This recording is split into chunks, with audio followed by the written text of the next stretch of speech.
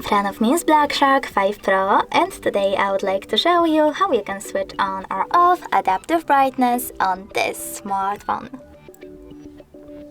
First of all, just go into settings, scroll down a bit and click on display. Now you need to click on brightness level and select this switcher next to automatic brightness. As you can see, auto brightness is now on, but you can always turn it off by selecting the same switcher. If you wish to, you can go into tab menu as well.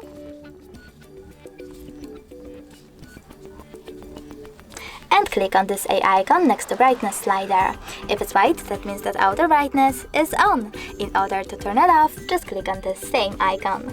Thanks so much for watching. If you enjoyed this video, don't forget to leave a like, comment and subscribe. Bye!